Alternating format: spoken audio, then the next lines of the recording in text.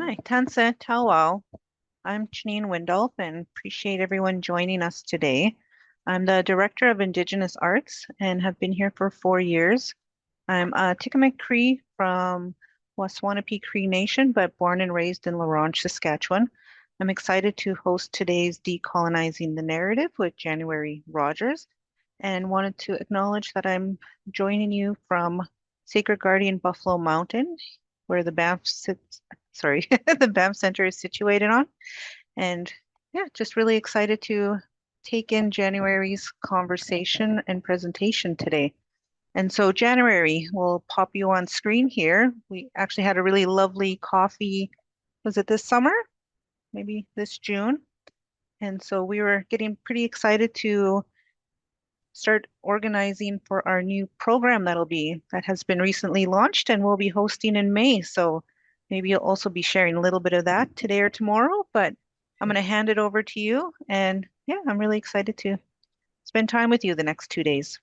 Oh, how wonderful. Oh, wonderful. Thanks, Janine. Yawagoa.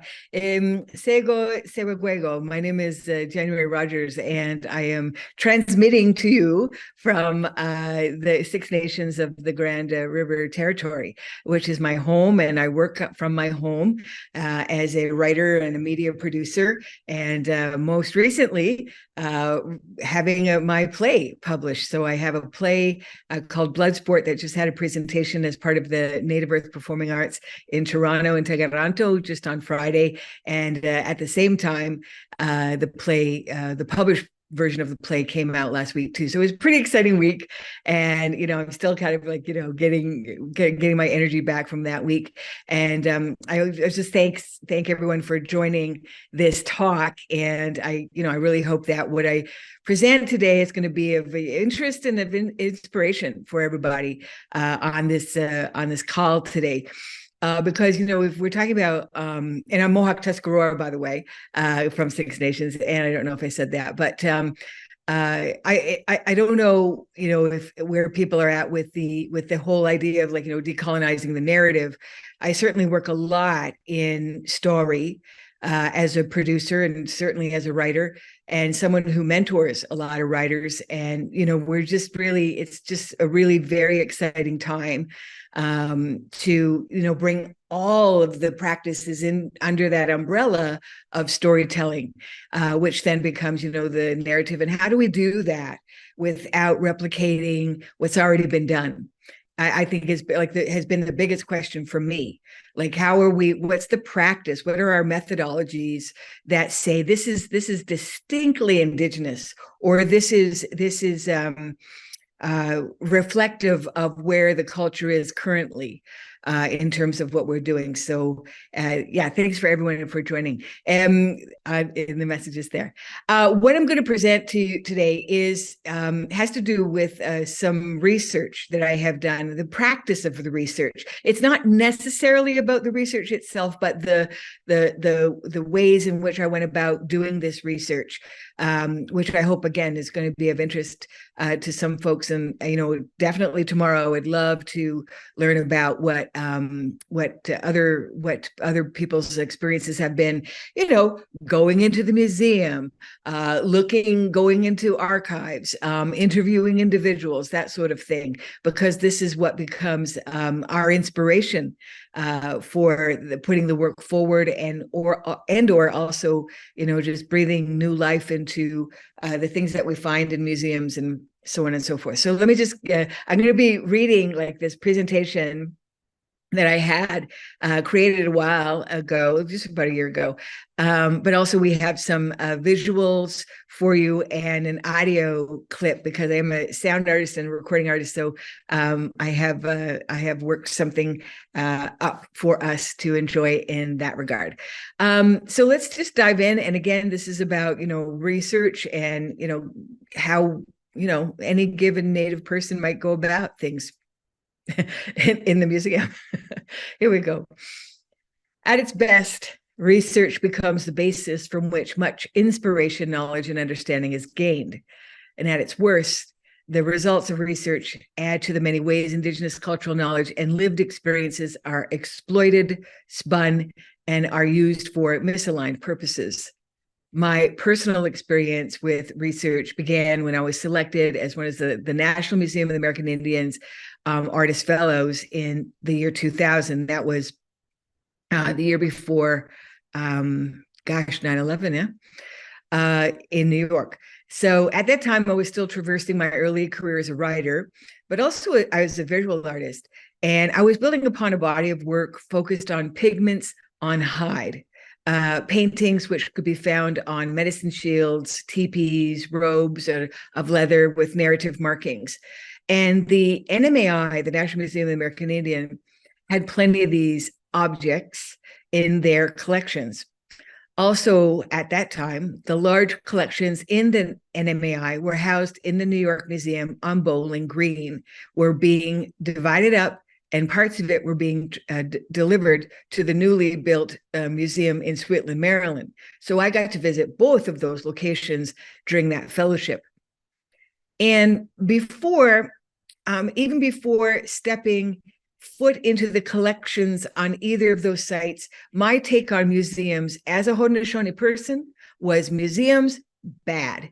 They were mostly musty, old, cobwebby, dank, dark morgues where all of our stolen personal belongings went to die, and lonely, and deaths never to see the light of day again.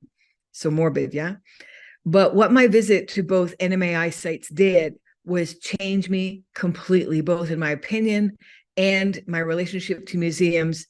And through the course of my research, I was very fortunate and dare to say fortuitous event in my life, having to visit those museums at that time in my life and in my career.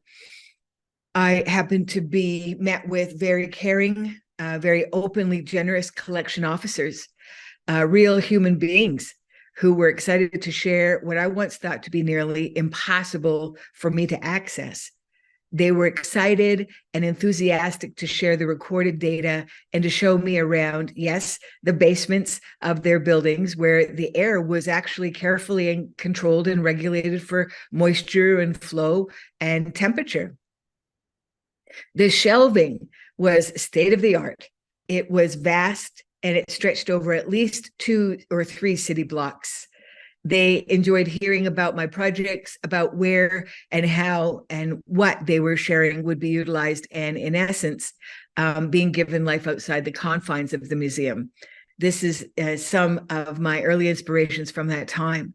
So having gone into the museums as a fellow, as an artist fellow with the National Museum of the American Indian, with this very cynical viewpoint and perspective of what I was about to see, how I was about to see it, and who I was going to meet to have to get by to access these things, were really thrown up on their heads. Now, I'm not saying that that's always the way, but at that time, and again, this is 2000, so over 20 years ago, over 20 years ago, that I got to go into that. I was behind the scenes at the museums, like it's one thing to go into the museum, it's another thing to go into the collections. It really is. So, and this is one of my really early, if you could see that, Sundance, Poems from the Red Road. This is one of my really, really early chapbooks. I now have like 7 published books, well, actually 8, including the new play.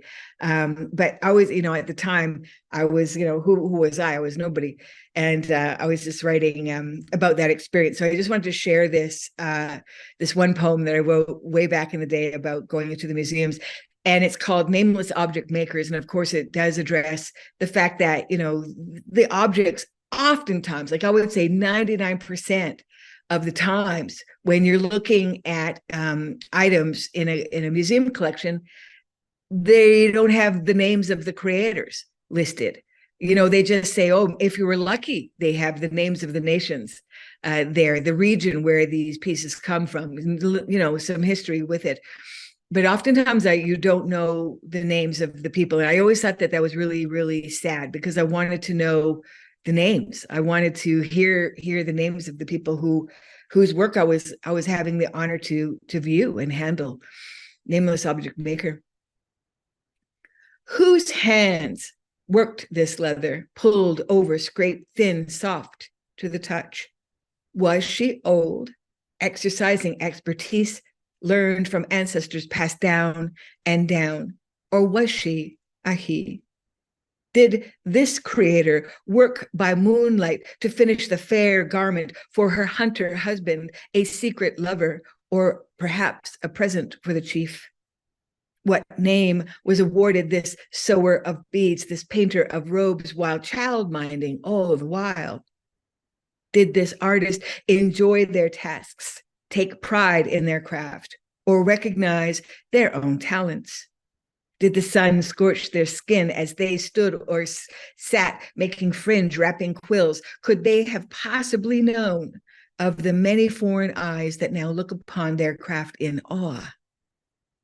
Who were these workers whose legacies we admire and skill we cannot equal?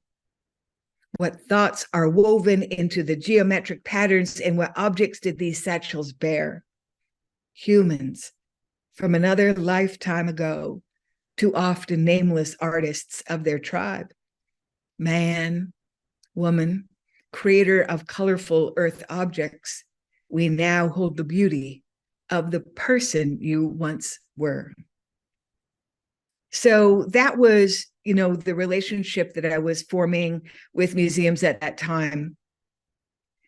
I was gaining access, yes, but I was still aware of the information that I couldn't find in the museums. And that to me was frustrating, and it kind of dehumanized, the experience a little bit for me. I could find a lot of speculative information in the notes, in the field notes that were provided along with viewing these objects, but who was it?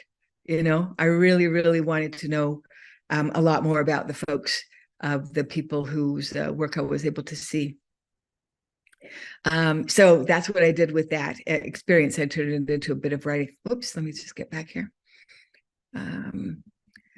Also, during this time, my perception that all Native objects found in museum collections were stolen by ill-gotten means was also debunked. I'm not saying all items of any given museum's collections are all decently acquired, not at all.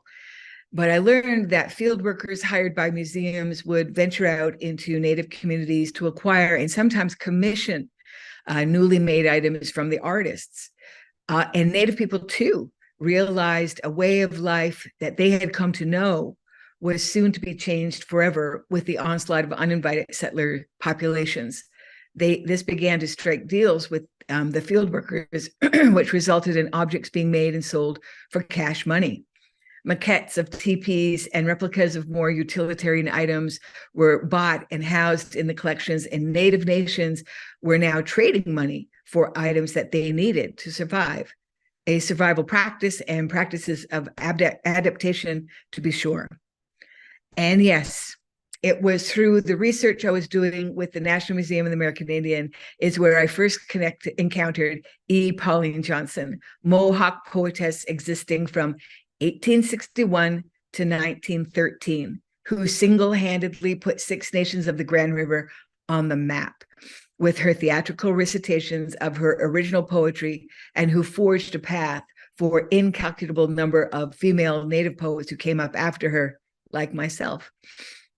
Being given access to the NMAI paper archives, I was delighted to find handwritten letters by Pauline Johnson herself in correspondence with George Gustav Hay, an American of German descent and a collector of Native American artifacts and the founder of the NMAI, which became part of the Smithsonian family of museum of institutions.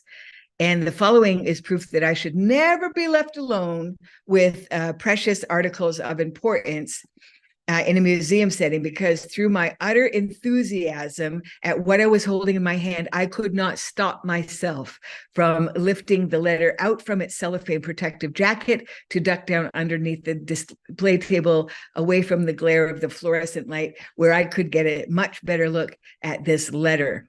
only to have a very panicked and steadfast paper archivist rush up to me to say, "Oh, you shouldn't be doing that."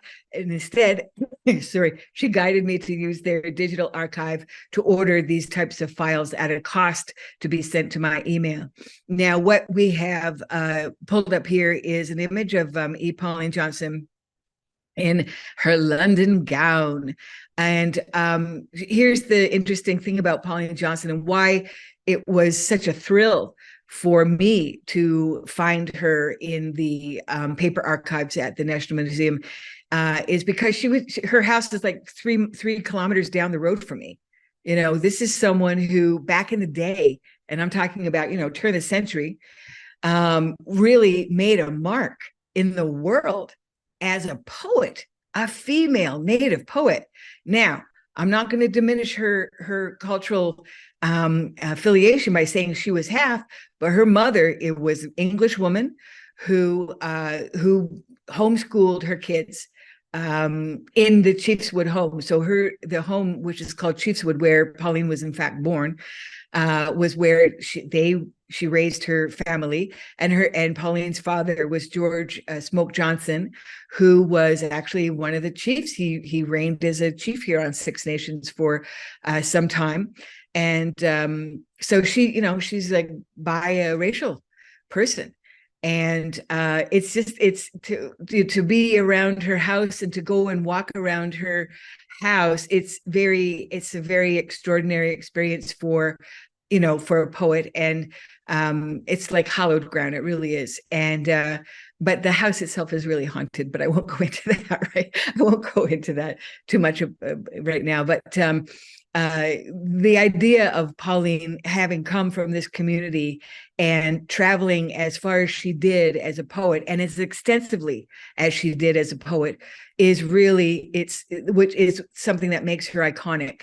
And so to be able to find something of hers in this place, in this other foreign place, this museum place, being stored away, and which kind of like really told the story of Pauline Johnson selling her family items to gain money so she could stay on the road and keep touring. Now, what the books wouldn't say about that part of her life was that there was no other way she could have stayed on the road. I mean, there was no Canada Council at the time. There certainly wasn't any regional, provincial arts funds that she could have applied to. She was at the mercy of the generosity of the affluent homes where she would visit. She was reliant on whatever she could make at the door of these kind of country halls where she would go and read. And it cost her money to stay on the road and to travel. And she did. She traveled 19 times across the country, and 3 times over to the UK, where she found a publisher for her work. But here she is, like doing the English thing in her fancy gown. And because she was a light-skinned sister, she was able to, do that thing. She could pass this way, but she didn't often pass as a Native person. She was the real deal. She grew up here. She grew up on Six Nations. She grew up with the culture. Her dad was a chief. And so to me, these are the parts of her story that it's very important that I share, because you're not going to hear that in any of the museum shelves, you know what I mean? In any of the museum files. They're not going to say, oh, she didn't have touring money. That's why she had to sell her family belts and masks. And but the fact that she did sell her family belts and masks is the very reason why I found her in the museums at all, is because the letters were correspondence letters between herself and George Gustav High, who established the Smithsonian Museums. And she was selling her family stuff, man, for, $500. We'll get into that. But anyway, this is Pauline doing her English thing. And let's have a look at Pauline in her Indian thing, doing her Indian thing. Right. So again, like, thank goodness we have photos that captured Pauline in her heyday. Because when I look at this object, when I look at this photograph, this is nothing of what a Haudenosaunee person from my community would ever wear. This is completely made up, a made up outfit. And I laugh not to make fun of Pauline, but the fact that, she didn't draw from the culture literally. She thought, I'm going to give the white people what the white people want. And what they want is they want this savage looking ermine skin wearing leather torn dress thing. And I'm going to read my poetry wearing this dang thing. And that's what she went and did. And she got oftentimes she got the exact reaction that she wanted. Like she would do the first part of her recitation, her poetry set in this English gown, and she would sound very, very, society ladylike. And then she'd come out in this outfit and still read more of her like really ballsy native poems, and of course the audience was gasp. Look at her, the savage native poet. Oh my goodness. So she played both sides, and that's why her name is the guy in Wage, the guy Uinwage, which is like the double canoe, like two canoes. She's in both those canoes, the English canoe, and she's in the canoe as well. So, and I believe we have one more image of Pauline. Now, this one is important because if you see, it's the same bodice and the same fringed arm piece that she's wearing, but now she's wrapped herself in her father's red trade cloth blanket, which was gifted to him from some colonel or whatever. And she's taken that, she's wrapped herself in it. And like, it's clear she really doesn't know what she's doing. If she's trying to replicate, a Haudenosaunee person, she's missing the mark. But what she's holding in her hand, if you can see, that's draped down the right hand side of her stance there, that's an actual wampum belt. And that's the belt that she sold to George Gustav Hay. And what the correspondence between them was based from. And so I'm going to share with you those letters, but I just want to talk a little bit more about, how she would have acquired this belt. Well, her father, being a chief, would have given her there's the belt itself, when it was at the National Museum. So she would have had access to this belt through, the how can you say, the prestige of her father being chief. But there was one family on Six Nations, the Buck family, who were actually keepers of these wampum belts. And, they knew the stories. They were charged with, the responsibility of keeping these belts and sharing the belts and talking about the belts every now and then. And these belts, if people don't know, were actually, they were like the paintings on the hide. They depicted and spoke about significant moments in our collective histories. And this is, I'm going to go on and read about the belt, if you don't mind. But also just going into the museums now, if you can imagine like what it's like being a Native person who goes antiquing. You kind of sometimes you come across these objects which come from your community, and having that experience is like a big slap in the face, because it starts the wheels turning. It's like, how did they acquire this? What journey has this piece been on? Why is it in here now? Why is it priced at this amount? Like stories of those objects which I don't know if we can ever recover sometimes without museum documentation, without the older people in our communities who are familiar with those particular pieces, without them telling us exactly what the story is. It's a lot of speculation. And that's what I came to know and to understand when I did start this relationship with with museums is that a lot of what's written in even the reports is complete speculation. I mean, there are certain parts of the histories, of course, that one can document accurately, maybe carbon dating, that sort of thing, determining the age of certain pieces. But a lot of it is just, so-called experts chiming in and, putting their 2 cents in. Anyway, I don't want to start sounding too cynical here, but anyway, but I know and then there's the difference between having to go into a museum, a national museum, and really asking and applying for that access in comparison to when we're able to be home and have access to these pieces. Whereas, you can just call up the Woodland Cultural Center, book an appointment, and you're going to be talking to native people who are from the same community as you. And they're going to say, oh yes, we have this in our collection, or we have that in our collection, and yes, of course, come on down, kind of thing. It's a lot less rather stressful experience. When you go into a museum is still a colonial space. Let me just put that right out front. Okay. It's still oftentimes run by colonial members of society. And but with the National Museum of the American Indian, it is improving, because the second time I went into the museum, and I did this fellowship twice, all of the collection officers were Native.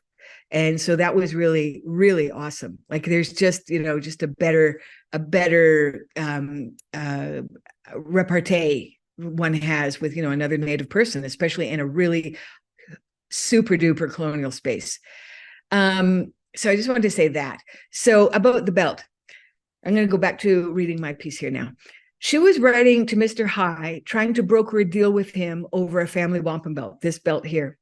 Not having access to artists' funds, and certainly no Canada Council for the Arts programs available to her at that time, Pauline Johnson had to be very creative at times, wily, if you will, to procure funds to keep herself on the road touring.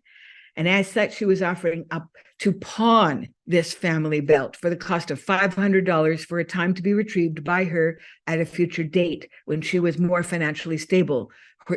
So the story goes, which historically was never for any given length of time for Pauline. Pauline was not good with money, is what I'm saying. And there's evidence of that in her biography, when we learned that she was in the last 4 years of her life, she died early of inoperable breast cancer. And where she decided to get off the road, where she couldn't be on the road anymore, she was convalescing and ultimately passed in Vancouver. She adopted Vancouver as the last place where she wanted to live, and she loved the outdoors. But even there, she didn't have money because she wasn't on the road. And often people would write about how her apartment was so cold that they'd have to leave. They found themselves leaving little change by the oven, because then you had to put coins in the oven for the gas to work. So they would leave coins for her because her place was so cold and she didn't have money to heat her own apartment. So she died poor. I had the privilege of seeing this belt in question twice. Once when it was simply part of the collections at the New York site, and again while it was being readied for repatriation to Six Nations, packed in a museum standard shipping box and held in a vault in the Sweetland, Maryland location. The belt in question is called the Pledge of the Crown Belt, or the Claws Belt. It was awarded to Six Nations after the War of 1812 in 1815 by Colonel William Claws for our participation as allies to the British for winning that war. The belt was to signify non-interference in Six Nations governance henceforth. This belt carries much more story with it, but for now, here is a look at the Pledge of the Crown belt that we're looking at here. And here is a photo of Pauline Johnson posing with the said belt. Now, we've already seen those photos, so thank you, Angela, for that. So if you could imagine seeing this belt in person twice, at the museum, and then switching over to the image of Pauline holding this belt. I mean, that was as good as the handwritten letter, if not better, you know. And so what I did with the letters is to create an audio track, because I write poetry, but I also record poetry. I love recording poetry. So what I did at the time, and this was at the Banff Centre as well, is that I had asked a voice actor who was in the same residency as me, Michael Eyre, to read the George Gustav High portion of the letter, of the correspondence, where they were actually brokering the deal through these letters. And I hope that we're going to show the transcription of the first letter. I think we could put that up now. Angela, yeah, thank you very much. So this is the letter that was signed by George Gustav High, E. Pauline Johnson, signature at the bottom there. Also, there's a signature on there, Walter McCrae, which is on the left-hand bottom side. And Walter McCrae was Pauline Johnson's touring companion, because at that time, late 1800s, early 1900s, Pauline Johnson couldn't travel on her own. It was not done. So Walter McCrae was also her performing partner, but also her travel companion, because she needed someone to travel on the rails with and on the carriages or what have you. So let's go ahead and throw up that audio. We're going to hear the audio piece that I created from these letters, and we're going to have a look at the letters as well, Pauline's letter as well. Contract entered into this 26th day of March, 1906, between Miss E. Pauline Johnson of Hamilton, Ontario, and Mr. George G. High of New York City, New York, for the sum of $500, receipt of which is hereby acknowledged. Miss E. Pauline Johnson sells absolutely to Mr. George G. High a wampum belt which has been in her family for the past several years. Mr. George G. High hereby stipulates that at any time before April 1st, 1908, he will return to Miss E. Pauline Johnson the above-mentioned wampum belt upon her payment of $500 and interest at the rate of 6% per annum, dating from April 1st, 1906, up to the date of the repurchase of the above belt by her. Miss E. Pauline Johnson stipulates that if she repurchase the belt, it is to retain it for herself alone and personally, and she hereby agrees that she will give Mr. George G. High the first option of purchasing this belt if she wishes to dispose of it again.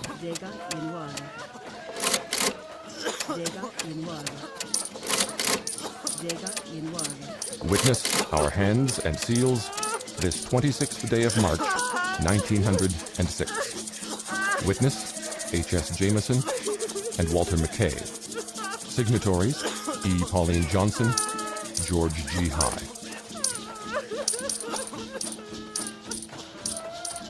March 17th, 1906. My dear Mr. High, our fond friend Chief Kepler writes me that he has spoken with you regarding further negotiations concerning the wampum belt, and as you told me, your offer stood open. I am presuming that you are still interested in securing my treasured specimen. Briefly, I find myself in a much better financial position than I had hoped, and my offers from England are most encouraging. So in thinking it all over, I have concluded to place this proposition before you. Will you purchase the belt out and out, giving me $500 for it, and the open possibility of repurchasing it for myself at any time within 2 years, at an advanced figure, you to name the advance. So I will know just where I stand in the matter. You will quite appreciate the fact, I know, that I do not want to let the belt go completely from my possession at a figure I do not think its full historical value, and I want the opportunity of regaining it again after I get well established in England. Will you agree to this proposition? I would like to hear from you at the very earliest date. The foregoing address will find me, And as I am going to Johnstown, New York to give a recital there early in April, I will take the belt across the line and express it to you from there, should you care to fall in with my suggestion. As I am arranging to sail within less than a month's time, I would like to hear from you, if convenient. With my most kindly remembrance of our pleasant talk and meeting, I am yours faithfully, E. Pauline Johnson.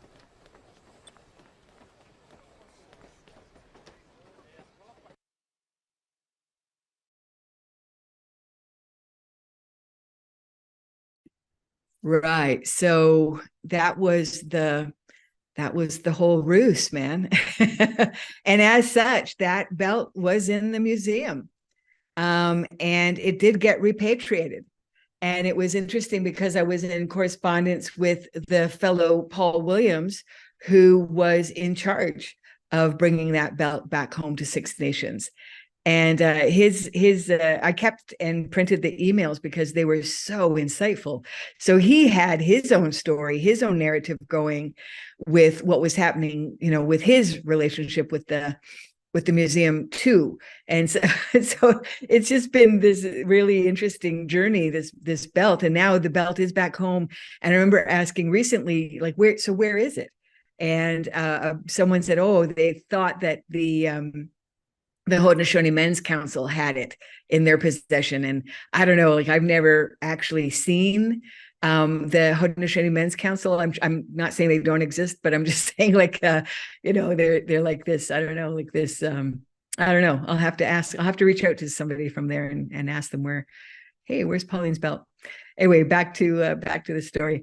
So one more story about researching Pauline, if you'll indulge me, is from somewhere more close to home, the Royal Ontario Museum, who have a healthy-sized Pauline Johnson collection thanks to the strict bequeathment by Pauline's sister Evelyn Johnson when she divvied up between the ROM and the Vancouver Museum. And just as a side note, McMaster University also has a wonderful archive collection of Pauline Johnson's items, as well as Chiefswood National Historic Site, aka Pauline's birth home on Six Nations. But I want to show you an item I found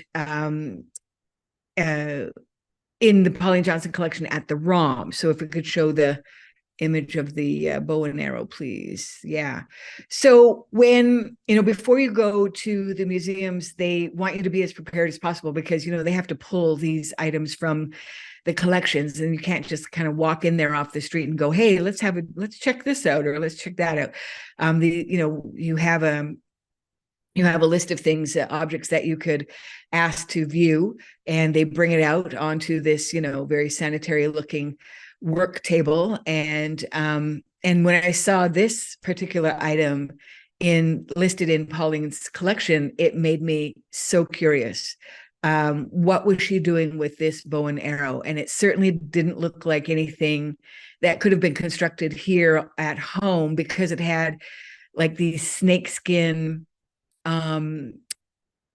It was lined with snakeskin and fur and these reeds and things like this. And I think we have some more images, Angela, of the details of the bow and arrow. Yes, if you wouldn't mind. Yeah. So here's the snakeskin. Like, where the heck did this thing come from? And why is it in Pauline's possession?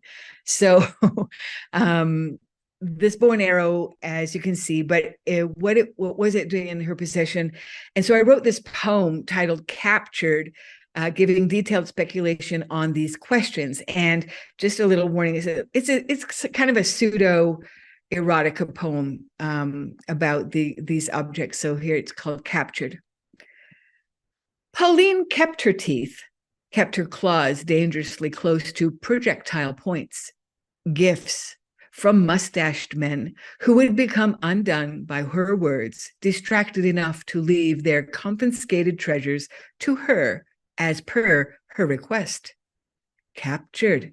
Item number HK1811, prairie straw and indigenous snakeskin wrapped weapon, captured.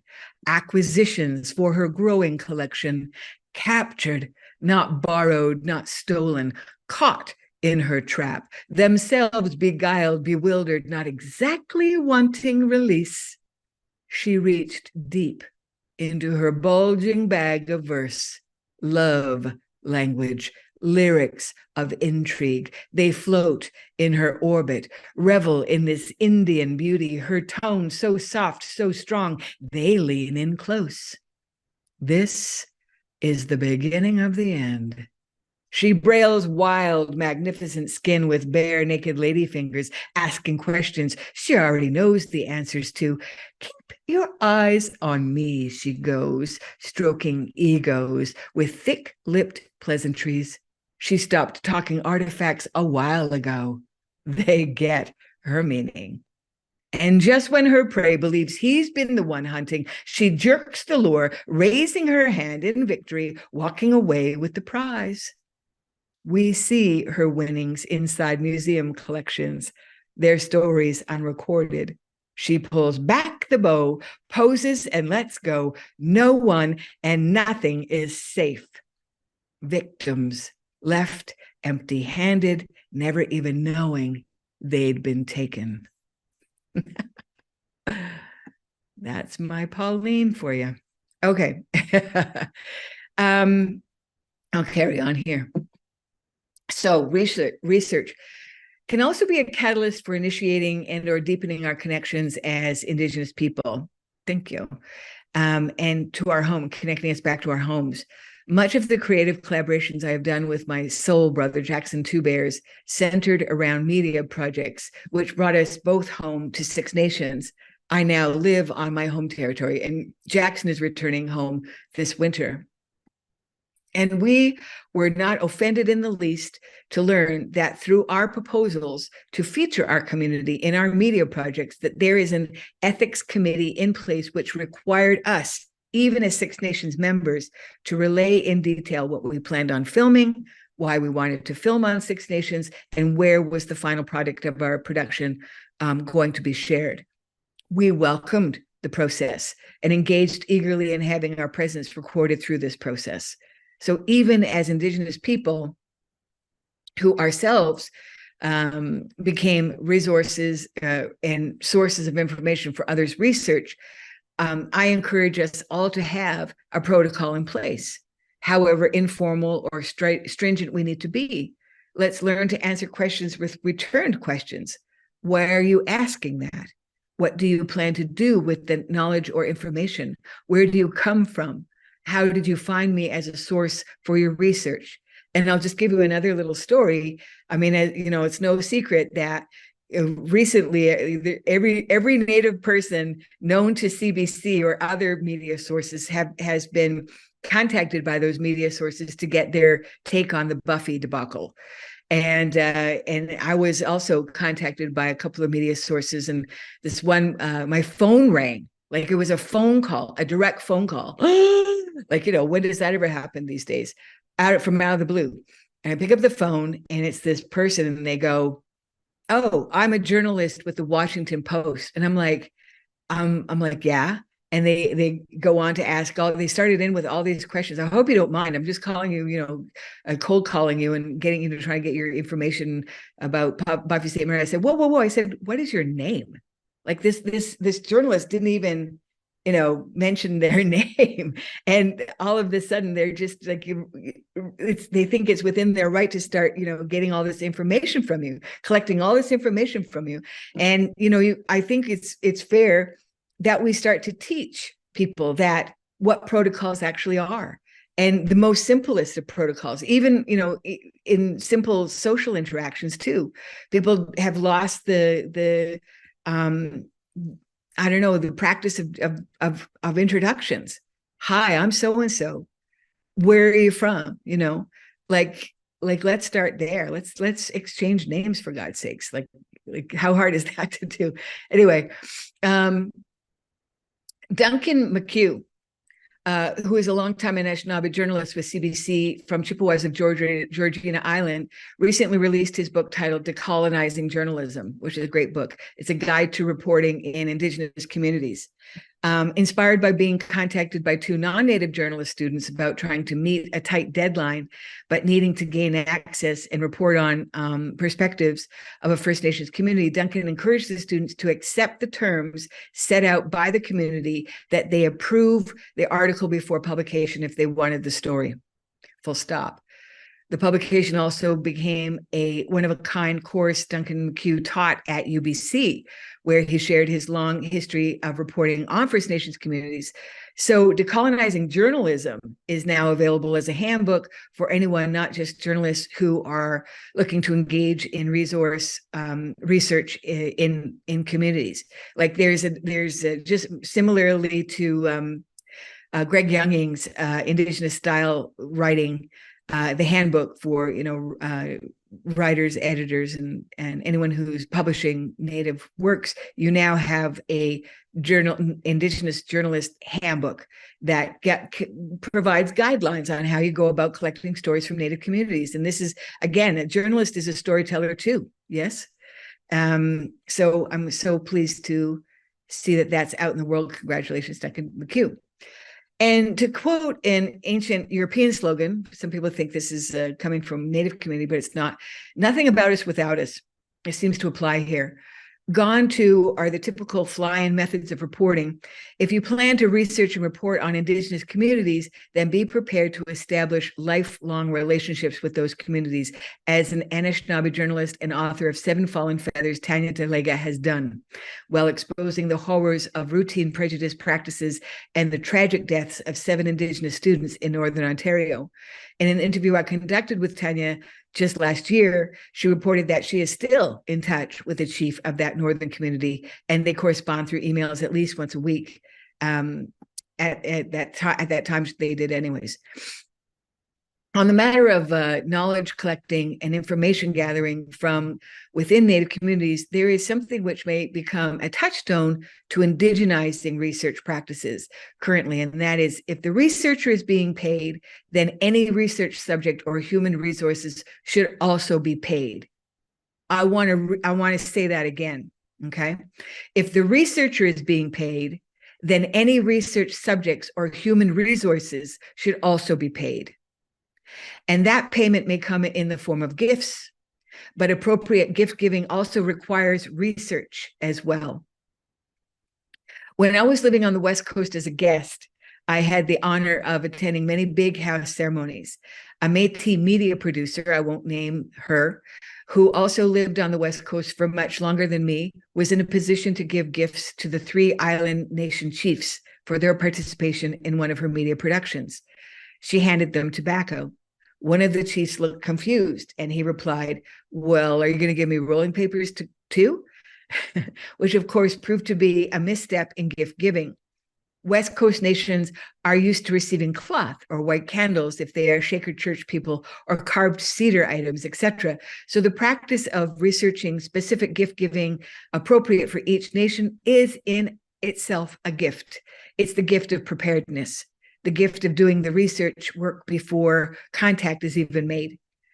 On monosource research, if we took a poll within this group to ask everyone's definition of reconciliation, we'd likely get as many different answers as there are people in the group. And it's like that when we conduct one-on-one research or interviews as well. If you get more than one reply, and more importantly, opposing replies to research questions, then it could be construed that the difference in responses can become part of your research story. Do you know what I mean by that? It's not about which answer is right or wrong, but the fact that sources hold different truths. And why is that? It could be that the result of colonial disruption, and when we endeavor to recover what has been lost, we pick up different pieces of the same story. So keep your research for cultural resources extended far and out into multiple directions in the search for fuller, more well-rounded results. And yes, Google is a perfectly legitimate place to start your research, but it should never be where your research practice ends. And with that, I will end my presentation with the sincere hopes that what I have learned through my research practices and shared here today will inspire your research going forward, and that cycle will continue to ripple throughout our Indigenous communities, where we find much commonality within our webs of knowledge. And please remember that anything that we produce as creators today becomes an archive for those coming up after us. And that thought is not meant to induce pressure in your practice, but remind us that the responsibility we have as creators. So go forward and keep creating responsibly. And that's all I have to share on the presentation so far. But also, I just wanted to show you. Let me get this down here. And thanks for sticking this out. I hope what I shared made sense as well. This is the repatriation report that came with that belt. This is the repatriation report for one object coming home. And it's loaded, man. It's completely loaded with all kinds of information. And whoever, there's Pauline Johnson's grandpa holding some belts. He was a belt keeper as well, wampum belt keeper. And there's so much information in here. For example, learning that, how Pauline had the belt, this belt in her possession, and she decided to sell it, could have made Pauline come off as very crude, very uncultural person, a person who disregards the protocol and has no feeling about herself and her community culturally. But that may not be true, because within these notes, it said that the belt was at some point in possession of like I said, the Buck family. John Buck, I believe, is the name. They are keepers of the belts, but then after the father passed, the children of that family started to sell off their belts, for whatever reason. Maybe alcohol came into the community and there was all that bullshit and confusion. But so Pauline, maybe she bought the belt from one of the Buck children, but maybe she acquired it some other way, and maybe they forgot that she had the belt. Who knows? And but according to stories within this report, that one of the Buck sons had fled the community due to him thieving within the community, but also rape charges. And so he ran away. And maybe Pauline thought, okay, maybe I have this belt and I really I owe it back to John Buck. But I'm not going to give it back because he's a shitty person. He committed rape, or he's thieving from, friends of mine, or what have you. Who knows? You know what I mean? So I always found the footnotes in these repatriation reports to be extremely interesting, almost more interesting than, the report itself. There's a lot of really good stuff in there. And I got to meet and interview the woman who put this report together. Her name is Carrie Feldman. And again, in 2011. So I don't know, where Carrie Feldman is now. And actually, I have yet to locate where the belt is now too. It's in my community, but I wish I knew where. I wish to visit it again, because I have that now. I have a relationship with this belt, and I have followed it through its stages of coming back home. So, yeah. So I hope that everything I'm sharing with you does kind of touch on decolonizing the narrative, because that's what we have to do anymore. Is as much as we possibly can, repatriate everything we possibly can out of those museums and build the story back up. Of those pieces, of those objects. It's like bringing family home. It really is. And, you're going to find out this or that according to, the field reports included with these objects. But there's trust. There's, if you ask, there's likely people in your community who can still speak the truth about these objects and items. And I think it's important that we get to the truth with these pieces. If we're going to bring them home, then let's do them all the honor and find about as much truth as we can with them. And that's how you decolonize the narrative with those things. So I think that's our time. And I hope everyone's going to come back tomorrow, because I really want to hear, what everyone's got to say in terms of, our feedback or your own experiences with museums or research. And I will look forward to that. Yeah, I really do. Thanks everyone for joining, huh? Yeah, thanks for your presentation, January. And I actually shared in the chat the link to our upcoming program we've been working on. Oh, And good. so, yeah, That's we can right. chat a little bit more about that tomorrow. But it was really nice, actually, after the pandemic, being able to have you here in Banff and actually have a coffee together. Although I Yes, think that was like and my fifth streaming. coffee that day. Yes, Yeah, and yeah, we're, visiting. yeah, put two Indian women together. We're going to make a plan. That's what we did. We made a Yeah, plan for the upcoming, Indigenous storytellers, story sharers, and spoken word people. So everybody that falls under that, I just love the fact that the umbrella that encompasses the storytellers is a big umbrella. hmm We like storytellers. We like to include a lot of people who work in stories. So yeah, have a look at that residency. It's going to be a great residency in 2024. 3 weeks. Woohoo! hmm I'm Yes. excited. So yeah, you can find that online and applications are being accepted now. So yeah, this isn't the end of our conversation, but tomorrow we are going to be conversating with everyone who joins us again. And yeah, if anyone missed today, let them know that they can also join in tomorrow because we'll have just as much great conversation. And just something you said, it reminded me of living in Treaty 4 for so long. So I left when I was 11, spent a lot of time in Treaty 4, spent a lot of time with my dad, who was from Cowes First Nation. So then I Mm. went home bringing my protocols I learned. And so Ah. I offered tobacco to one of my mushrooms and said, I don't smoke, my dear, but you can sit and have coffee with me. And so, okay. So I learned even with my own identities, there's still that learning that has to Yeah, happen. So yeah, but that's yeah, what it reminded me of. It was yeah. going home. I So know. I know. Tobacco is usually a pretty good bet on, as a gift, but sometimes it's not. But it's always good to have tobacco on you, eh? oh yes, all the Oh yeah. time. Yeah. Purse tobacco. Yes. Oh, I got my tobacco in the mail from you guys. Thank Oh, you for that. awesome. Nyao Goa. Thank you so much. That's right. Yeah. Banff Centre sends you tobacco before you do presentation. So Nyao. Thank you so much for that. I love it. Awesome. Well, I'm looking forward to tomorrow. And yeah, I want to thank Angela, who's our behind the scenes support Yes. tonight, making everything happen. So yeah, join us all tomorrow and we'll see you then. Have a good evening. Till then, take care.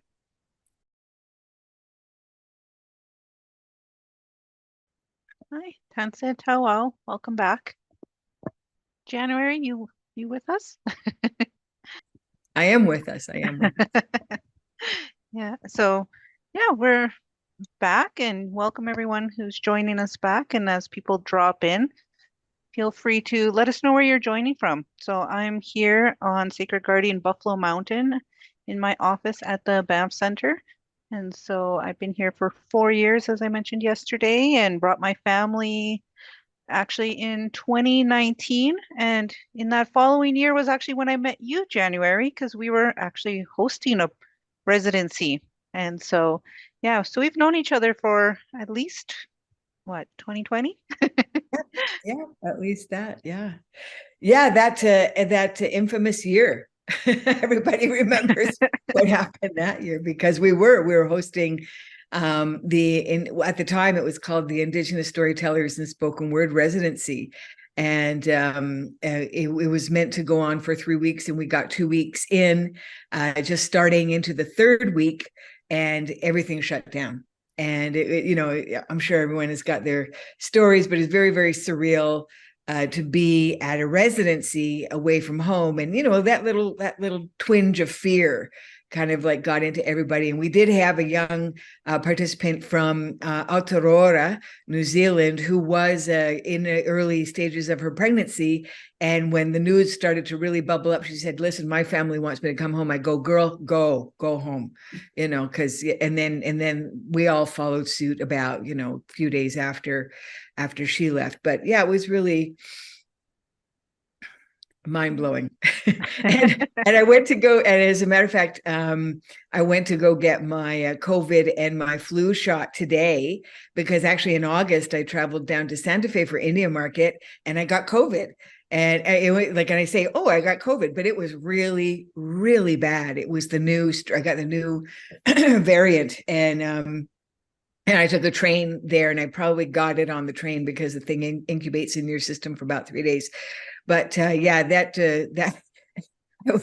I had a beautiful 8-day, Santa Fe vacation planned, and I had 3 decent days, like really nice days, connecting with old friends and traveling up to Taos and everything. But then I suffered for the last 5 days, like suffered, man, like just well enough to get back on the train and get my butt back home. Like that's how bad it was. So I'll go again for another COVID shot, but I couldn't get it today because you have to wait 6 months or something after you have it, because you still have the antibodies in your system, apparently. Anyway, that's our COVID chat for that day. Yeah. But Traveling the good thing is we actually got a chance to reconnect this summer and really talk about what we learned from the program, what we wanted to see from it. And so I'm pretty excited, and that you said yes to decolonizing the narrative. Yes. Yes. And yes, absolutely. I've had the benefit of being a participant in many residencies at the Banff Centre over the years. And I know the power of that place. And I know the power of just being in concentrated time with other artists at your fingertips, and the mentors at your fingertips, and the facilities that are available to you. And I'm not trying to just sell, be advertising for Banff Centre, but I'm telling you, if anyone else has ever been there, hopefully you've also had a similar experience, where I know for me, I have produced work that I know I wouldn't have been able to produce anywhere else, like if it wasn't for being in that, having that concentrated time and that concentrated space. Like it's really an artistically, creatively charged land, like it really is. So I'm so glad we get to reinvigorate the program again. And we are going to go for 3 weeks. And we're we said yesterday, Janine and I got to sit down and just scheme, and just like plan the whole thing up. And it was just like, boom, boom, boom. This is what we're going to do. It was just like that. Because we know what works, because now we've done it 3 years. Now the program has been in place for 3 years, and there's such great value in having done it already and realizing. And the reason why it is three weeks now is because so many people said, oh gosh, in the feedback they said, I wish it was longer. And we fully realize that it takes a certain person, and a certain person who's going to make that commitment to stay away from your familiar surroundings for 3 weeks. Even for a vacation, that's a long time. You know what I mean? So if you're able to commit for 3 weeks, make sure that you've got everything in place, and maybe you're freewheeling like me. I'm freewheeling. I don't got no ties. You kidding? I got a cat. I got to hire a cat sitter. That's it. But I'm ready to go. Usually. So I think that we're gonna, if we make that, really just put that out there in a really truthful way, then folks will be able to stay with it. And trust. Like what I have learned in the past as being a participant, but also as a mentor, is that you create this community, and you maintain the community even after the residency. And communities are invaluable in terms of people who are making their way as a career writer. So I just want to put that out there too. It's one of those bonus things that happens as a byproduct of attending a concentrated residency like that. So yeah, I mean, I just always have all good things to say. What's there not to like? And what we did this year, Janine, hey, I go, oh, Janine, I said, hey, Janine, we've been having this residency every year, for in March. And the snow is like, you still get snowstorms in March in Banff. And I said, what if we had it in May? Because I want to be in Banff, when the weather's decent. And, yes, snow is beautiful, but come on. And so we got it. So we got our dates in May. Do you recall the exact dates, Janine? we got them. I think it's like The May 2nd to the 8th. 24th, is that right? Oh, 8th to 24th, is that right? Right, let me peek. I'm Okay. looking at so many programs the past few days. I don't want to get Oh, them yeah. incorrect. So actually the 6th to the 24th. 6th to the 24th, yeah. So yeah, please keep it in mind if and anyone who's joining the chat today, if you are interested, apply. The application is open now, and also if you know of anyone who might have benefit from residency, who is a storyteller, and as we said yesterday, that word storyteller really we invite as many people into that title of storyteller as possible. Songwriters, dancers, choreographers, filmmakers, definitely, poets, definitely, novelists, yeah, for sure. Yeah, playwrights, for sure. So, oh, good. Janine just shared. Good. Tossed it in the chat. Yes. Yeah. And we look forward to, seeing an uptick in the number of applicants this year as well. And that's a full scholarship. Yes, Janine, am I saying something out of turn here? Yeah, no, 100% tuition and food. So you'll be able to stay here. Yeah, go to Vistas or get tired of Vistas. You can go down to the Mac Lab. Yeah. Yeah. But Yeah. yeah. I mean, yeah, it's great. So that's going to come up for 2024. Put that on your calendar now, and what's the deadline for, I guess we'll just go to the link and find out the deadline. But February 7th. okay, well, a lot of that's time to a lot of plan time. ahead. Yeah. I mean, yeah, we are asking if you have, a project in the works to bring that along and to make your proposal and application with that project.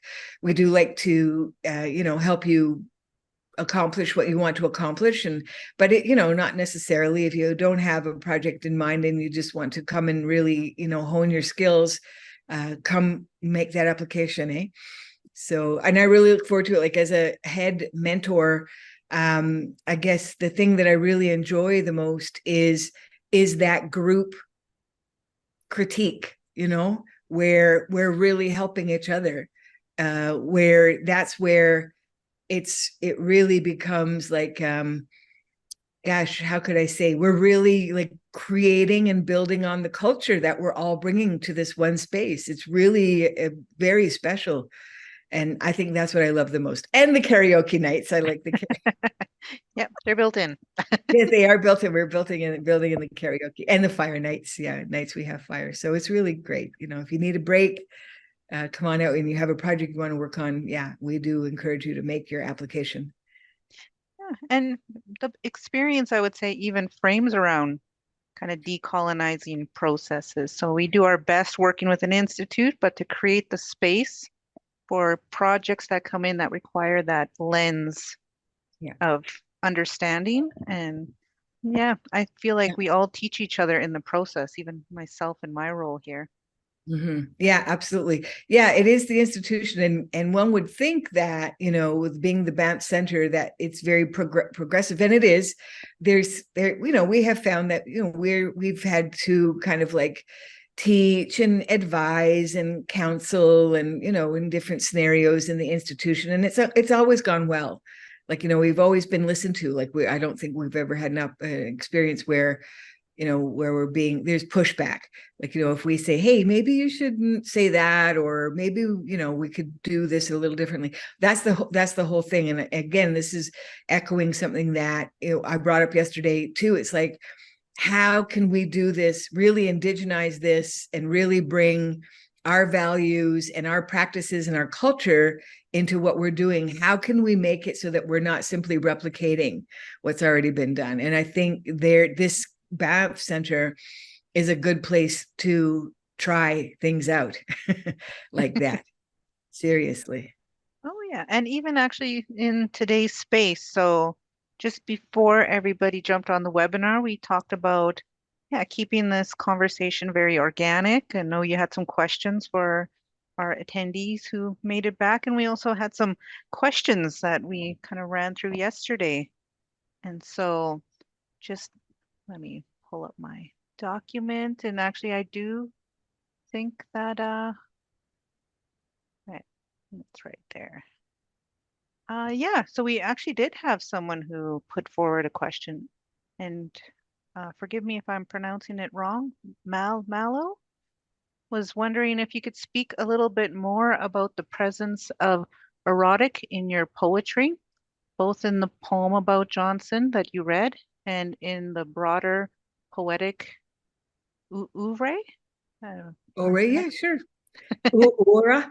Yeah, erotica is it's still, I think, we, at this point in time in our collective history, that we are, again, collectively open to entertaining the erotica writing and erotica practices in our performance and so on and so forth. There's there's a lot more Indigenous burlesque I see now than ever before, like right now today.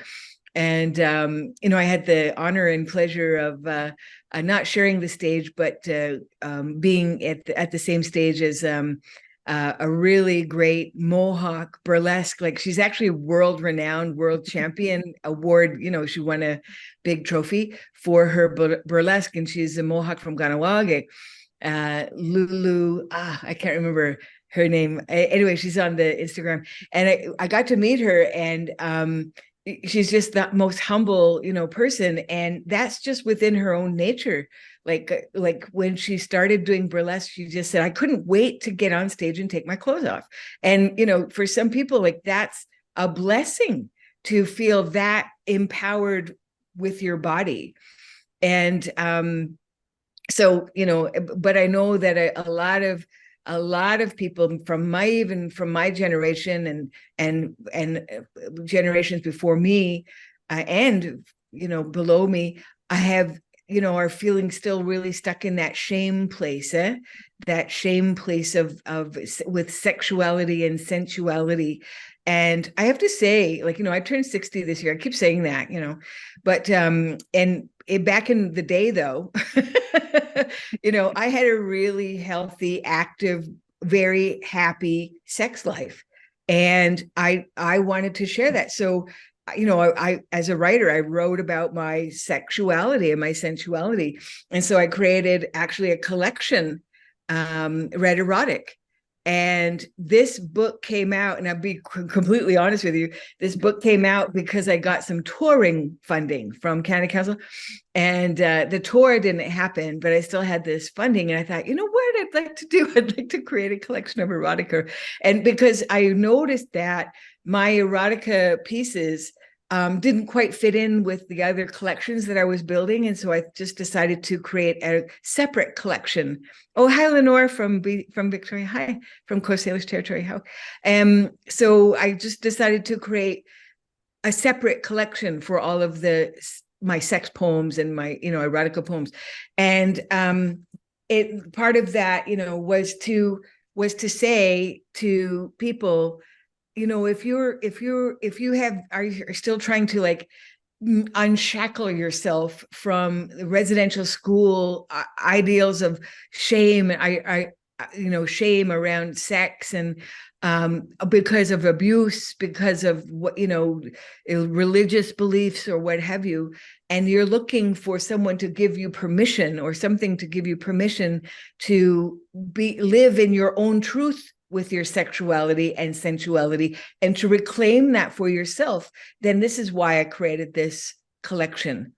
And I'm not saying I have that power to give that back to you, but sometimes we do it, get inspired by seeing other people living in their truth and things like that.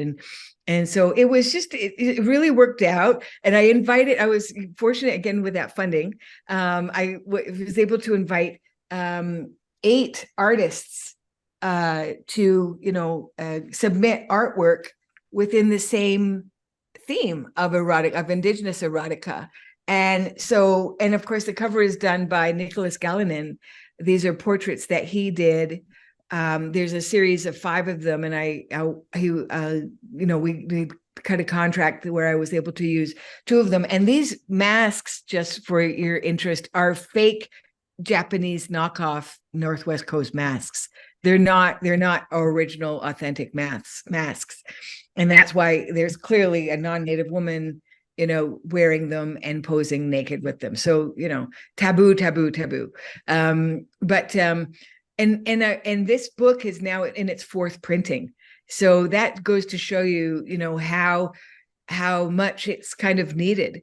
And when I think of, E. Pauline Johnson, why I created that kind of pseudo erotica poem around her, what I found in her collections, is because I thought, again, she's a free, if she was around today, she'd be able to go to the residency because she's freewheeling. She has no man, no kids, she was just out there traveling the world. And so but I could imagine, because she was in that position, she had that freedom to explore her own sexuality and sensuality. And I bet she had fun, I bet she had fun because, she was an attractive woman. And, traveling around and being an artist, being a performer, I just started to think about, I bet she could have used her wily feminine ways to get things that she wanted or needed on the road. And that just made me kind of smile when I thought about that. And so that ended up in my writing about her and what I found in the collections, because I thought, what if, maybe we were looking at this bow and arrow set that was in her collection, and I was just started to kind of fantasize about, what if this was a confiscated bow and arrow by an RCMP officer, in the field somewhere. And, she happened to be in an RCMP encampment somewhere, reading poetry or whatever, seeing this thing in their possession and just kind of playing sweet and going, I think I'm going to take that back from them, So, I just kind of again, that's just my speculation about her, but it's really fun. And the thing about, erotica, it's not as kind of creepy or heavy as sex is. Erotica is that wink and a smile. It's giving us permission to have fun and tell jokes and, be playful like that. And so to me, I have a saying, I say joy back, just like land back. I want joy back in my life. I want joy back for everybody. And so when we can laugh and play, then we have joy. We have joy back. Oh, I love So that. Yeah. Yeah, that was definitely when I was earlier on, I was doing performance, and my late mentor, Michelle Serda, because I was so focused on overcoming trauma, but she said, what about regaining joy? Yes. And so, it took me many years, but I started to understand what that was, what she was going at. It's not neglecting, it's actually, filling your cup with something as well. Yes. And embracing, because, we're naturally really wonderful people, laughing, joking. And in that also, kind of brings in a flirtatious sometimes. Yes. And Yes. so we get often misunderstood, but reclaiming that as part of that who we are. Yeah. 'Cause, yeah, that I've definitely Yeah, it's with navigated. laughter. Yeah. I mean, you're touching on something that's really, really important too, and that is the laughter, because we always talk about native humor, and again, so erotica, I think erotica and humor are a little bit like cousins, because there's so much fun in erotica, and how many times have we heard people who have been married for a long, long time, they go, oh yeah, no, I decided to hook up with this one because he made me laugh, and when you're in that laughter space, you're open. You're very open. And this is a beautiful space to be in, that you're not encumbered by your worries or your whatever, your stressors or what have you. You just are open and enjoying, and that kind of sonic. It's important. I remember hearing one time that it's really important to hear ourselves laugh as well, as much as it is important to hear ourselves cry. It's important to hear ourselves laugh too. So anytime and I don't know, maybe that's why I've been writing in comedy lately, writing the TV, the web series, the comedy web series, Indians on the Airwaves, and then now just the blood sport. So I feel like, a little commercial. I'm like doing my commercials. Fine as fuck. Anyway, but speaking of comedy, like addressing this is the play that recently got published that was presented at Native Earth Performing Arts, the Playwrights, Wasakachak Begins to Dance, 36th Annual Playwrights Festival. And I was so honored to have this play be presented to stage reading. It was a workshop reading on last Friday in Toronto. And this is a play about pretend Indians. And it's a comedy because, how angry and upset do we get when we learn that there's another person passing themselves off, getting these grants, getting these positions in the arts and the education sectors and beyond, like it's maddening. And so rather than stay in that really upset, maddening place, let's write a play about it and have some fun.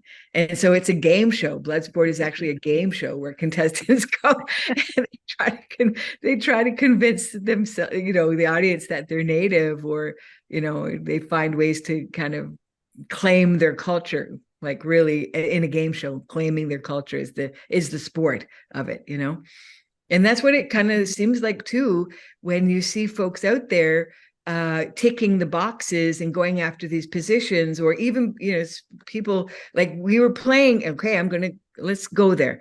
In the pre-show today, part of the pre-show music was playing a track by Tom Wilson and a person called Iskway. Tom Wilson has come back as a Mohawk person. He learned who his family was. He was taken away from his family and brought up by non-Native people. And he's now come back, and he's come back in a good way because he doesn't center himself. He doesn't speak about issues that he didn't grow up with and really is just starting to have a relationship with.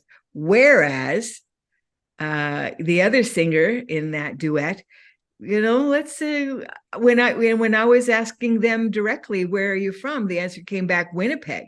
And I'm like, well, girlfriend, lots of people from Winnipeg don't make you Native, So, I think we were just asking for a bit more clarity. And also, names, like don't say, oh, I was brought up or I go to ceremony with these elders. Who are they? Like, be more specific. So I get an idea of who you are. And I will do the same, I will do the same for you as well. Because I'm not offended if you ask me those questions. I'll tell you, Anyways, and I don't know why, anyways, when I see, and I keep seeing them kind of keep popping up, and they've now taken all the crazy Native makeup off their face, and, they're still, I guess performing, they're still getting booked. So, again, these things split our communities, eh? But I'll just put it out there. I just wanted to put that out there. So this is my way of having fun with that topic, eh? Yeah. Is giving us all a kind of a reason to laugh about it. Because when you can laugh about these things, it means you've overcome the trauma of it. And I think that's needed a lot these days. Yeah. No, I definitely would say, for myself, I'm very comfortable with my Woodland Cree culture in La Ronge, being born and raised there. But for me, my discomfort was actually acknowledging my Atikamekw Cree side, where I'm actually a member of, so the James Bay Agreement. And so as part of that, I feel like, because I took my children actually as part of my next documentary, Our Maternal Home, so they could actually meet their family and get ready, prepare a feast for them, and actually honor the ancestors from that line, but humbling ourselves that this is like the beginning of a journey for me and my children together. And then, reframing back to, my space in La Ronge. So even like the complexity within my own identity, just because we are so nomadic. So I acknowledge all my, and the fact that I was also adopted by a Plains Cree. So I always say I learn from. So it's like, yeah, how we center our identity. But I know I do a lot of talks, and you'll always hear me say my mom or my dad or my auntie. And so, I think that was something that my mom taught me was oral footnotes. So Mm, always acknowledging where your teachings come from. mm. Yes, absolutely. Yeah. Yeah. Not this kind of like generalization. I did see a question, Janine. Do we want to grab that one? Yeah, so Wayne has put in here, you mentioned viewing collections. Which collections was your favorite? Oh, wow. Um, I would say, I got to go into again when the collections from the New York museum were being transferred over to the Sweetland, Maryland Museum. Um, I didn't get to see all of the collections, but as a kind of a compensation for that, the fellowship let us go into the collections of the Natural History Museum in Manhattan, New York. And that was exciting because it was like this was the collections that stretched like several city blocks, and the collection just went on and on and on, and it was just like it was the biggest collection of museum items that I've ever had the opportunity to see and be in and look through. And they had amazing items. I remember the one time, I do have a memory from that time because I was looking at hide. I was like researching hide pieces that had pigment on them and looking at stories that were written on hide, like, in pictographs and, symbols and what have you. And of course they always tell you, put your gloves on, make sure you have your gloves. And, and one time like we had just finished lunch and I didn't put my gloves back on, and I went to go look at this one shield. It was a shield from the prairies. And I went to touch it, I think, and I was touching it and maybe even turned it over or something. And moments later, I was overcome with a dizzy spell and not feeling well at all. And I told the people I was with there, I think I need to sit down. And it could have been that, what they do with those pieces is they put the cyanide on them to kill any bugs. Yeah. On their objects. I mean, which is really sad for the objects when you think about it, like they're being poisoned. But it also could have been the power of that shield, that really got me and by surprise. And so that was a real good lesson for me in terms of, how the pieces get treated when they're in those sterile environments, but also, these sleeping pieces still have their power. They're sleeping together in shelves beside other pieces that maybe they don't are from very different nations, so I think about them like that. Like it made me think about those pieces like that, like they're being forced to live together in these places where they don't necessarily have a relationship with what's lying next to them. That's kind of sad. Yeah, for Yeah. sure. We got another question in the chat from Lenore. And Okay. so yesterday you mentioned that a men's group has Pauline's wampum belt. Could a women's group be created to be the keeper of the belt? I mean, I suppose in theory that could, but we're talking about like a men's council that has existed for eons, and it's always been a point of contention that we have the traditional men's council here in our community, and then the opposition to that, opposition, I suppose, yeah, that's the right word, is the elected council. So you've got a traditional council, which, those roles and responsibilities and those members that join that council are traditionally elected, or it's passed down through generation. Whereas like we've just had our new chief elected. There was voting last Saturday, and the new council was elected, and they've all been sworn in now. So, but we all know that Banff chief and council are, tethered to the federal funds that support the council, the chief and council. So, you know, there's that relationship to consider. But, you know, this men's council are really in place to uphold, perpetuate, maintain, protect all the things that keep us being Haudenosaunee people. All the laws, the politics, the governance, the language, you know, all of it. That's what they're there to do. So the fact that I said that they have that is what I've heard. Like the last time I inquired, where is this belt? That's what I was told. And where physically that is, I don't know. Yeah. And Lenore just followed up and said, matriarchy needs to be reclaimed, does it not? Well, you don't got to tell me, girl. Like, of course it does. I mean, yes, of course. And I mean, and maybe that's not even through a council per se. It's just what we can do on the daily, you know? Like just do it. Don't talk about it. Don't wait for somebody to vote you in to some role or responsibility. Just keep doing it, you know, until it's understood that, oh yeah, that is my role.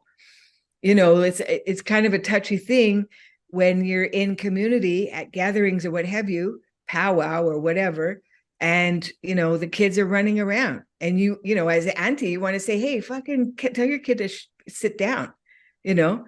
Do you go ahead and you do that, or do you hold back? Like, those are the responsibilities. As an auntie, I want to be able to say, children, you know, like, please be quiet now. You know, I should be able to say that, you know. Traditionally, I think that's, you know, what we should be able to do. And sometimes I do it, you know, but, you know, you're just more careful these days, like, especially when there's really important work going on the floor, you know, like songs or, you know, speeches and prayers and what have you. It's like your kids who need to be, you know, the kids need to really understand that what they need to do in that circle as well too. So yeah, we were talking about matriarchy. Yeah, I mean, it's a lot of things. It's a lot of things that, you know, are not even written or discussed. It's just what you do as an empowered woman in your community, the things that you know, between wrong and right, what to do.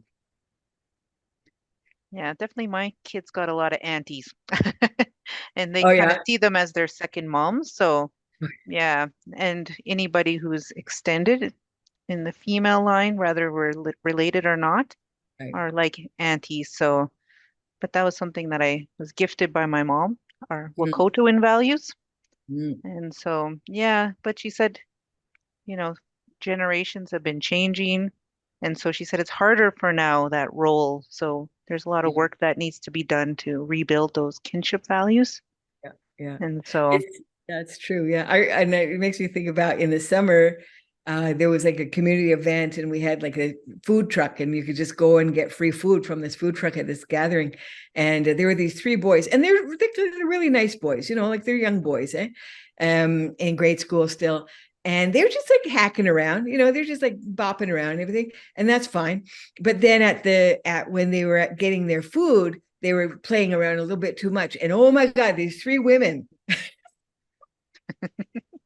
up one side, down the other. They're just like, just stay still. What are you doing? How can you now apologize? No. They were being told, you know, stop playing around, go apologize to that person who, you know, you bumped into and fucking behave. And I'm like, that's right.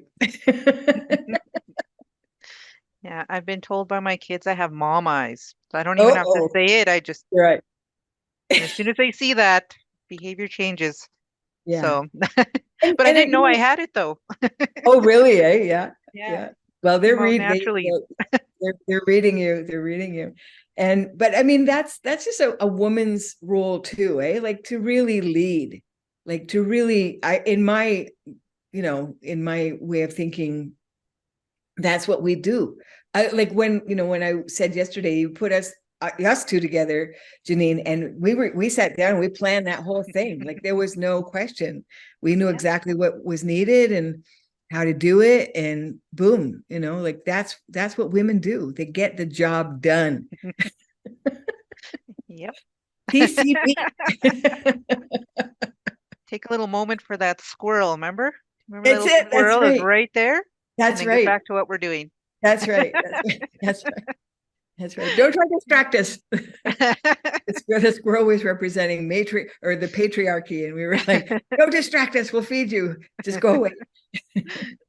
Yeah. Well, definitely if anyone has some questions to keep us, we've got 20 minutes left. Yeah. Oh, just as soon as I said that, someone was preparing a question here. So so this is Kay Burns logging in. And to the question, I was intrigued by your conversation yesterday about how your feelings have evolved regarding museums. Mm. I'm wondering if you can share your thoughts about a possible future for museums. I'm thinking a long-range vision, not just within the next decade or two, but within the next century or two. How do you think museum practice will change? Will museums even still exist? And is there any joy in the future of museums? How many questions was that? 5? But that's great, Kay. Thanks for sending those questions over. Yeah, that everything is about relationships.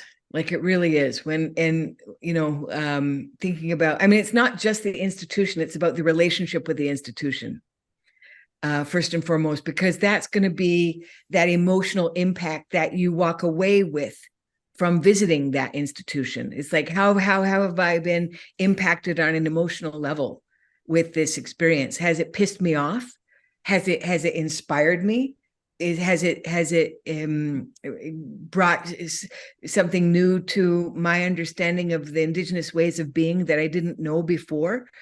That's what's important. So, and again, to kind of approach museums in that way, you have to make it people-centered, not just object-centered, not just information-centered. It has to be people-centered.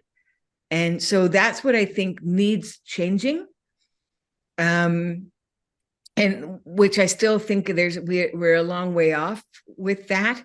But my own personal relationship with museums did change from that experience. Like having that fellowship through the National Museum of the American Indian was amazing. I really don't think they offer that fellowship anymore, sadly, because it really gave you the opportunity to see the behind the scenes, a look into museums themselves and look at our pieces. And it's a love-hate thing, because you're thankful in one way because those pieces have been preserved for you to go and visit and see and learn from and create this relationship with. But on the other hand, like, what are they doing there? Like, how did they get there? What are they still doing there? The National Museum of the American Indian is leaps ahead in terms of that repatriation process. They have made it much easier than it ever once was, much easier now.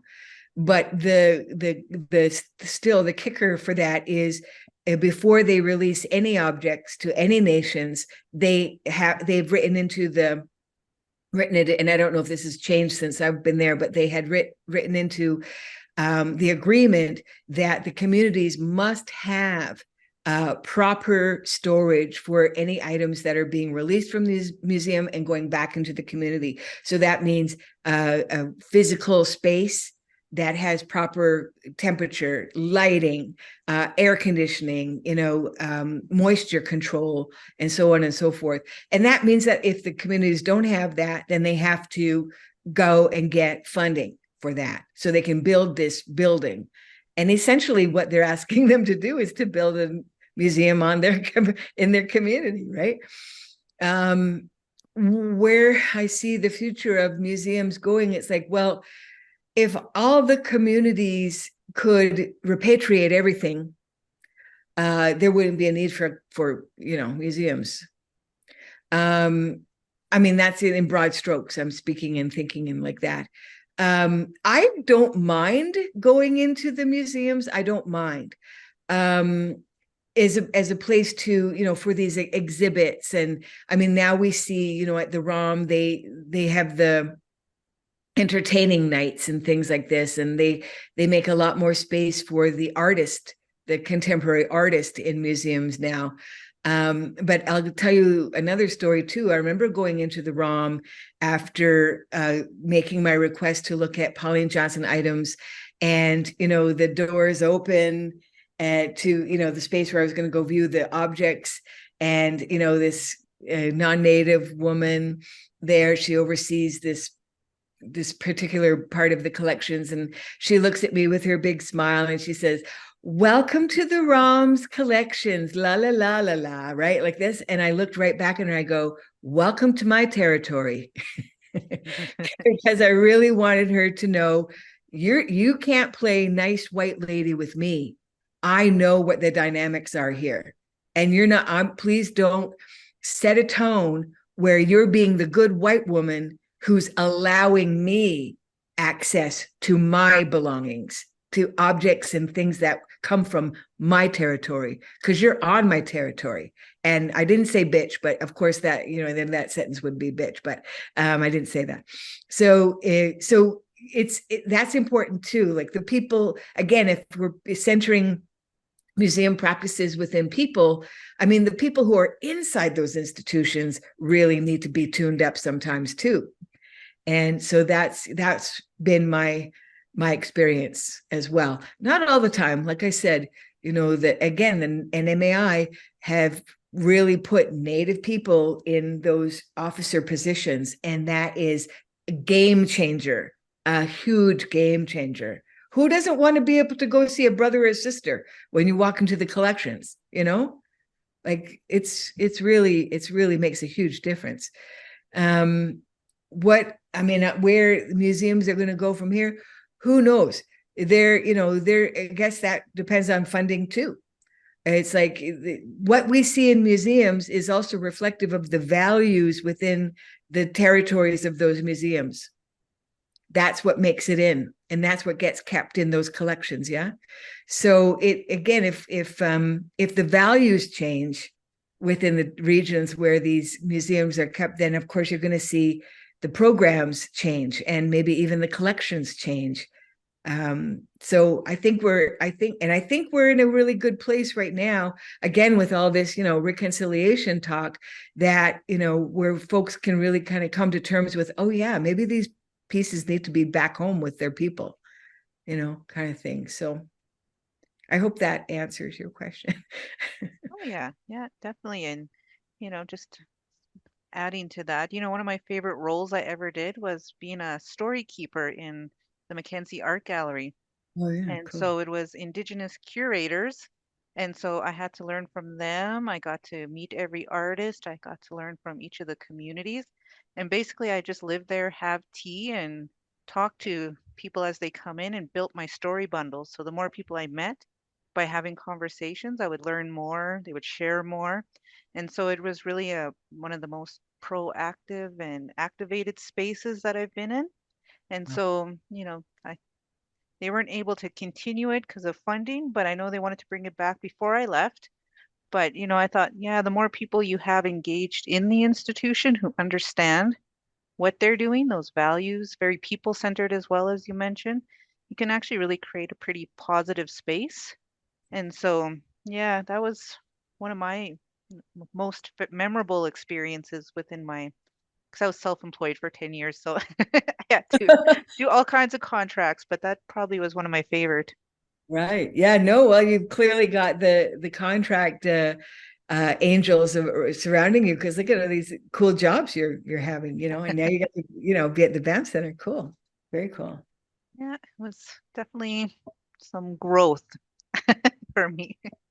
And so actually, well, I see some stuff in the chat came in as we were talking. Yeah. So Memory McLeod has put, thank you for addressing Indigenous erotic art, repressive nature of residential schools, which closes down healthy, happy, and fun dialogue about absolutely vital aspect of Indigenous life, sex, sensuality, playfulness, creativity, self-care, consent, openness, and transparency is beautiful and creates bonds.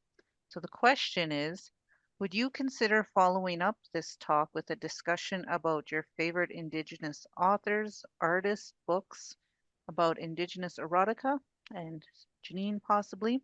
And then I noticed earlier said you look really good for 60 in a prior comment. Oh, thank you. Yeah, thank you. Yeah, when I had the COVID in August, I wasn't looking so great, but it really took a toll on me, man. But yeah, so there are people, artists who are doing their thing, and maybe they're calling it erotica, but maybe they're not calling it erotica. Like I'm seeing a lot of Kent Monkman. Hey, he's put out a new book, is it not? He's put out a new publication of I don't know if it's essays and collage together with some of his images of what was it, Miss Chief Testicles or whatever the name is there. But that's an artist who really went and created a persona to live out these kind of erotica visual fantasies on canvas. And maybe they're also considered to be like revenge fantasies on canvas too, because oftentimes it's the Indian who's got the cowboy over the log spanking his bare ass, like who doesn't want it? What Native person doesn't want to see that? So I see that coming up, with writers too. We see a bit more of that, and again, like there's whole collectives of Native, multi-gender identifying individuals who are in a burlesque group because they just feel so great about their bodies. And they feel so great about the art of burlesque that they want to bring it out. They want you to see that brown body. They want you to see how fun and wonderful it is to strip down to almost nothing and be fabulous and dance and just empower yourself in front of people. It's like, it's really resistance work. It really is, Oh, for sure. Well, I did find a link to Kent Monkman's work. I haven't seen it, so this is not me advocating for this link in particular, but trying to reference it. Okay, and cool. Then, yeah, it's part of it too. Just I was a sub question with it, but to talk a little bit more about your book and your process, your publication process. When I get published, is that what is meant by that? I mean, a writer just wants to write, eh? But because I have this, and I know that not all artists have this, and I'm not saying this to make me sound like super special or anything like that, but I just have the natural knack of being able to do the creative and the managerial stuff. Like it's just something I've always done. And maybe it's the Mohawk, eh? Maybe it's the Haudenosaunee, because it's just like, get that. It's being able to manage. So, I feel like I've just always like managed my own publishing process. If I get a publisher, that's great, or an editor to work with, that's great. But I haven't had a whole lot of like back and forth with an editor or a publisher. Like I submit my collections because I kind of like fastidiously go through them and I suggest my own sequence of how it should be laid out and the look of things. And I come with a lot of like suggestions to the publisher so that they're not, there's a lot of guesswork there. And it's always been a good experience. Like I've been published by several different publishers, and not because I've had a bad experience with one or the other that I had to move on from a publisher. It's just like, that's just how it went. And then kind of felt like so good with the publishing process itself that I went ahead and did it myself a couple of times. The first self-published thing was the Red Erotic collection. And like I said, it really was successful that it went into 4 printings, and then now I do publish I have a publishing label that I operate from my home on Six Nations here called Ojisto Publishing. And maybe I'll put my chat. Oh, did you do that already, Janine? You're so amazing. Yeah. So yeah, go to my website and you can see The first book that I published was my own in that label, but then immediately I published another author here from Six Nations called, the book is called Memory Keeper, and the author is Dawn Cheryl Hill. And she's a social worker, and she had a collection of short story memoirs that she just passed to me one day and said, "Hey, do you want to have a look at these stories?" I said, "Sure." And I recognized right away, like, these were excellent stories, and she was a great storyteller. And so we set out. I said, "Well, do you want to get published?" She goes, "Yeah, sure." So we set out on this adventure together, and her book just went into a reprint as well. So we had 600 of those books out into the world, and now we're just printing another 300. So yeah, almost 1,000 of her books are going to be out in the world soon, which is really, it's, as a, baby publisher, like, I'm just like, a little vanity press publisher. I think that was pretty good deal, and I am in talks with some groups here about publishing the next book, and it might be an anthology of Six Nations scary stories. So yeah. Nice. Yeah, I think that'd be a very good seller, actually. So I'm gonna take a look in here. We got a couple questions. We got about 5 minutes left. Lenore has asked, is the process of repatriation still ongoing, or where does it sit in importance? The repatriation of our objects? Yeah. Yeah, I mean, any time that, I'm going to make a joke here. Anytime a Native person learns their language, an angel gets its wings. You know what I mean? Like, it should be seen as kind of like that. Like, any act of reclaiming what is ours, then that's an act of repatriation. It doesn't always have to be from a museum. Like, anytime you're able to reclaim cooking something, that has been cooked in your community for eons, and you do it in a good way, in a traditional way. Like, I remember when I got home in 2019, summer of 2019, I perfected my corn soup recipe. Oh, I was so happy. Oh my God. I was so happy. And I tried not to brag about it, but I was kind of bragging about it. It's like, anybody that stopped by, I go, sit down. Let me feed you this bowl of soup. Tell me what you think about it. They go, "Oh, that's good soup." I go, "Yeah, right." It is. So anytime, because it's a process. Like, cooking corn soup for me is like a 3-day thing. The corn, you have to really process that corn. I process my own corn from scratch. So, but anyway, that's the sort of thing. Like, repatriation is ongoing. It's in a lot of different things that we do, formally or informally, and it's going to keep going, forever, into next generations. Even, we're going to have to keep reclaiming everything that we can to get us back to where we were, or a new version of who we are now, with the strength and the power of who we were too. And then we got Susie asking, do museums keep all the money from the fundraisers they hold and admissions they charge to Indigenous exhibits, or do some have appropriate profit sharing with communities? Oh gosh, I don't even know. I wish I knew. I don't know. I know, I can't imagine that the $750 or $1,250, whatever they're charging to get in the doors, is able to even cover, to maintain those buildings and maintain the good conditions of the collections, and then also the staff. Like, I could imagine it's quite an expense. So, but to be honest, I don't know. I don't have that information. But I would hope that information could be public knowledge, eh? Like, if you were able, if you contact your own local museum and say, "Hey, listen, what do your accounts look like?" I don't know, they'd be so forthcoming. But I mean, it's a good question. It's a really good question, Well, and a lot of nonprofit organizations that I've been to, you can actually find their financial statements on their sites.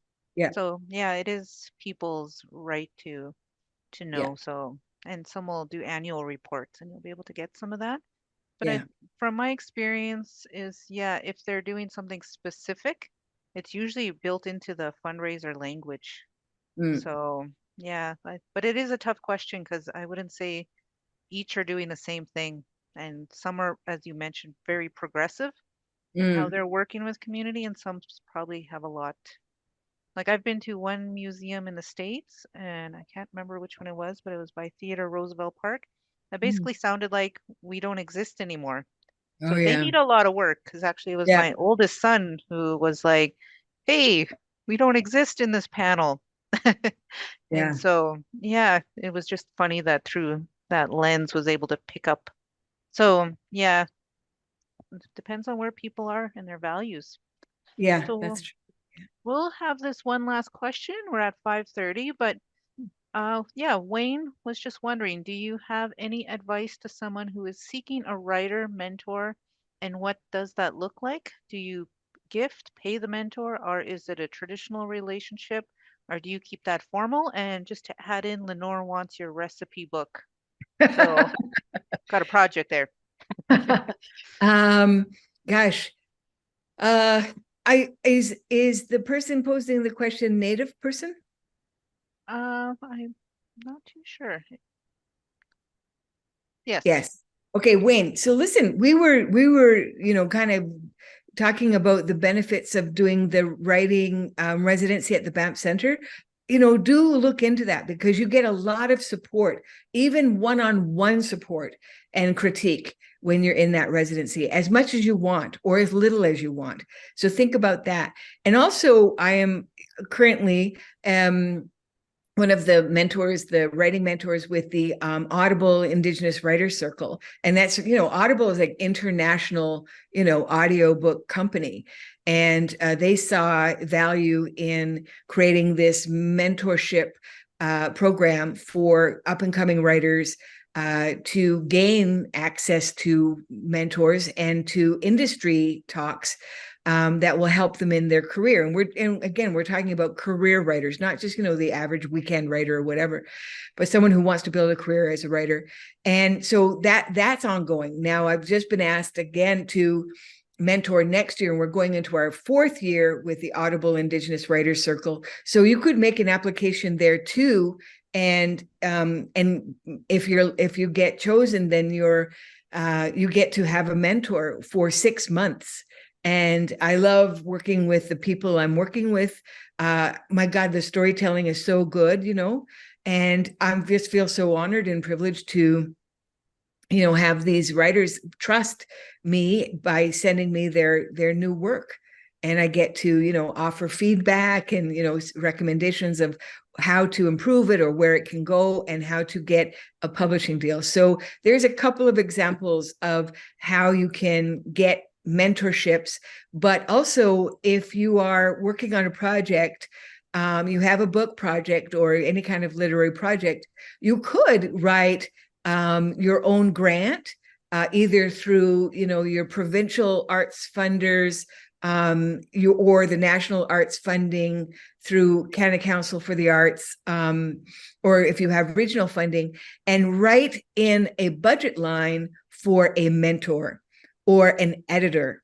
And hopefully to find those mentors, that's really up to the writer as well. You have to do your research to see who's out there who you would like to be mentored by, and preferably someone who writes and who has experience writing in the same genre that you're writing.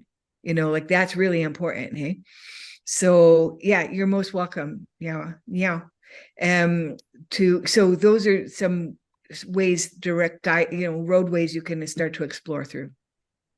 Wonderful. Well, I definitely enjoyed all the conversation, all the questions that came in the chat, and our time together, and definitely look forward to spending more time. So if you are eligible, please apply so you can join us in person here at the Banff Centre. And yeah, just wonderful to connect and yeah, be in shared space. I know, webinar came as like a need in the pandemic, but it's still nice to be able to gather in different places from around the world. So yeah, Yeah. thank you. And yeah, I really enjoyed our time. Thanks, Tinikin Janine. Magwitch. Yeah, and Yawagoa, thank you so much. And thanks everyone for joining in. Hey, really wonderful. Yeah, Lovely and to spend time. thank you, Angela, for the behind the scenes Thank support. you, Angela.